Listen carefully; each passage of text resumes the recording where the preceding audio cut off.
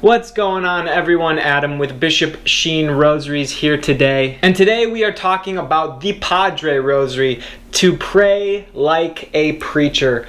And if you had to ask me, hey Adam, which of the Bishop Sheen Rosaries are your favorite? That is kind of like asking a parent which of your children are your favorite. I would probably have to say the Padre, but you could check this one out and all of our rosaries at heinous.com. Yes, the Padre, only because I've got a little bit of a story to tell you about this one. So the Padre was the very first rosary that I ever made when I came to Bishop Sheen Rosaries, and I actually did not tie it as beautifully as you see there.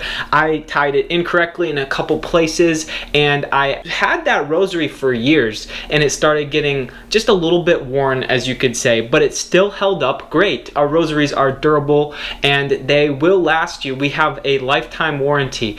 But I recently, actually just about a month ago, was out on a walk and dropped my Padre rosary, would you believe it, down a storm drain. And this is unfortunately one thing we can't cover. I can't cover my own stupidity on the lifetime warranty, but that being said, hold on to your rosaries tight. They do have a very durable and lifetime warranty with any of the rosaries that you purchase with sheenrosaries.com.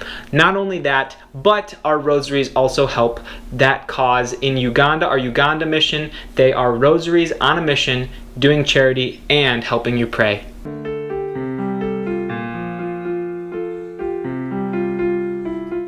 Alright, so what's the deal with the Padre Rosary? Why is it called the Padre? Well, first I like to look at it and I think, well, it's got that black and kind of silvery white two-tone, and in the middle of those black sections you see the Our Father beads are white, kind of representing the priestly look. It's kind of like that collar, as the priest wears his clerics all black with the white collar.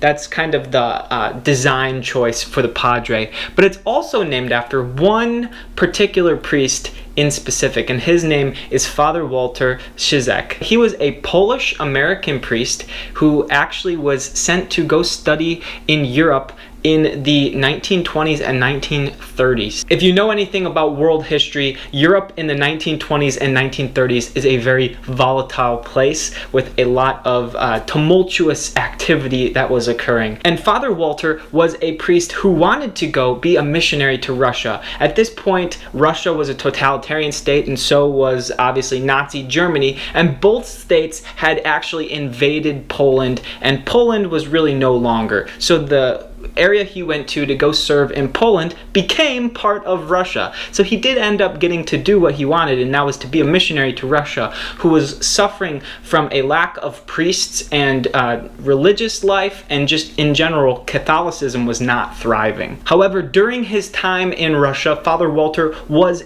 actually captured and imprisoned by the Russians and sent to 15 years in the Gulag, which was a very harsh work camp, and you were forced to do a lot of manual labor and slave labor in these Gulag work camps. These Gulags really paint a picture of the worst of humanity and what other humans were capable of doing to each other and putting each other through. And the 20th century, especially these decades, were known for some of the most heinous and atrocious crimes done to other humans. And you can read about some of these experiences of Father Walter in his book With God in Russia, and his other book He Leadeth Me, which a little bit more elaborates on the spiritual experiences that he had and his relationship with God during some of these hard times. I'll link With God in Russia and He Leadeth Me down in the description below, and there'll be affiliate links, so if you do end up purchasing the book through those links, it'll actually help support our channel as well. But what he did was he took upon himself his mission